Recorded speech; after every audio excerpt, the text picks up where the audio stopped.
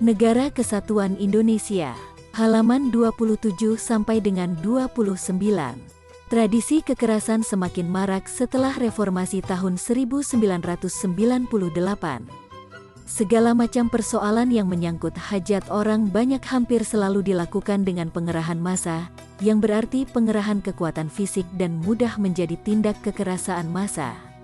Pola pikir yang berkembang adalah bahwa penghimpunan kekuatan fisik merupakan satu-satunya jalan untuk mendesakkan kebenaran masing-masing.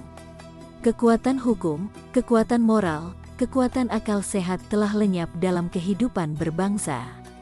Kebenaran hanya dapat dimenangkan dengan jalan kekuatan fisik.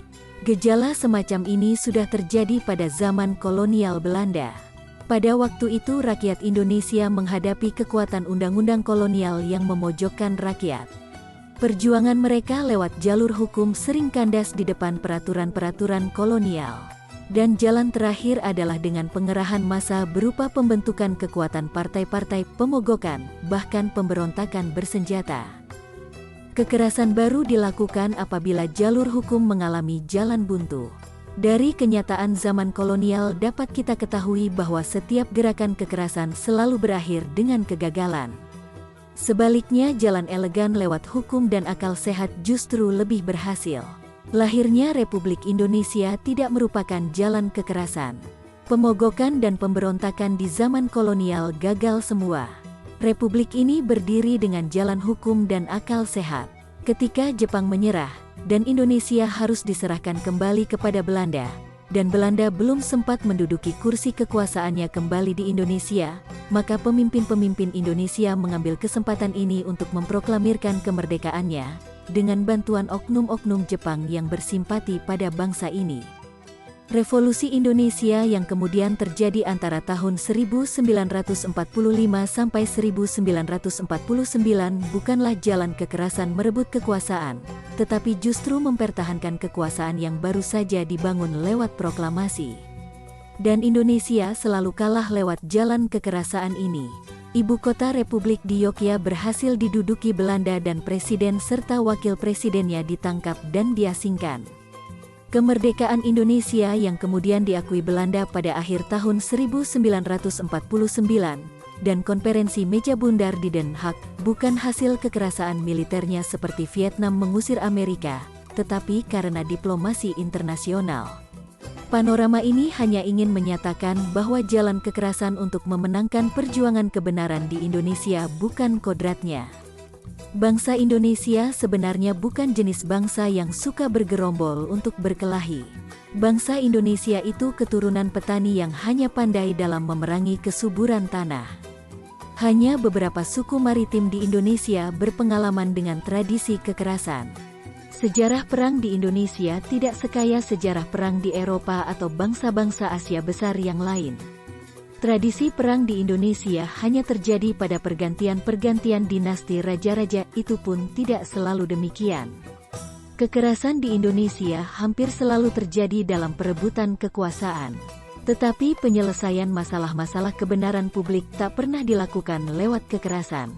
Dan kalau mau dilakukan juga tentu akan gagal. Dengan demikian perebutan kekuasaan yang lebih berbahaya di Indonesia adalah lewat jalur hukum dan akal sehat. Mungkin memakan waktu yang lama dan harus tekun dan sabar, namun akan lebih berhasil. Diplomasi dan bukan kekerasan yang lebih berhasil memenangkan perjuangan suatu kebenaran atau ideologi. Inilah perjuangan elegan yang telah dibuktikan keampuhannya pada zaman kolonial. Bung Karno, Hatta, Syahrir, Tan Malaka itu lebih berbahaya bagi pemerintah kolonial daripada gerakan-gerakan kekerasan partai-partai politik tertentu.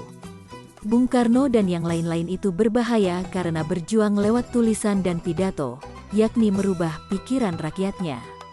Mereka ini selalu menghindar dari gerakan kekerasan, dengan lebih baik mereka ditangkap dan dipenjarakan daripada memimpin kekerasan dan kemudian lari ngacir bersembunyi di luar negeri. Gerakan-gerakan mahasiswa dan intelektual akhir-akhir ini lebih menekankan jalan kekerasan daripada cara elegan akal sehat. Kalau tawuran anak SMA dan SMP masih bisa dimengerti dari pola pikir geng-geng remaja kota-kota besar, Tetapi kalau mahasiswa ikut tawuran dan anggota DPR ikut pula pukul-pukulan, tentunya mengundang tanda tanya kebudayaan. Apa yang sekarang sedang terjadi di Indonesia ini? Bercermin dari zaman kolonial, cara elegan lebih berhasil dari cara kekerasan, karena pada waktu itu hukum dan akal sehat memang jadi pegangan bernegara kolonial. Hukum kolonial dijalankan dengan bersih dan konsisten. Boleh dikatakan ada kepastian hukum, meskipun kepastian hukum itu banyak merugikan rakyat Indonesia.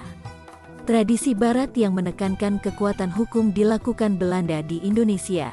Dalam kondisi semacam ini, maka perjuangan secara elegan lebih efektif daripada cara kekerasan. Setelah kemerdekaan justru kepastian hukum tidak jalan. Bangsa Indonesia yang merdeka di luar rencana, karena mengambil peluang kekalahan Jepang dan belum hadirnya kekuasaan Belanda, kurang siap dalam mengelola negara modern yang besar ini. Rangkaian trial and error terus dijalankan dalam mengelola negara ini sejak tahun 1950 sampai sekarang ini. Tidak terbangunnya kepastian hukum, maka para pengelola negara juga seenaknya memainkan hukum demi kepentingan pribadi, keluarga maupun golongannya. Sebab musabab lenyapnya cara elegan lewat jalur hukum dan akal sehat yang diganti dengan jalan kekerasan akhir-akhir ini adalah lemahnya kekuatan hukum di negeri ini. Hukum itu hanya macan kertas, yang bikin ribut ketika disusun, namun diabaikan setelah menjadi kekuatan hukum. Melek hukum ini bukan hanya tidak terjadi di kalangan rakyat, tetapi juga para pengelola negara. Banyaknya pelawak dan artis sekarang ini yang menjadi pengelola negara menunjukkan bahwa hukum negara tak lebih dari mainan belaka.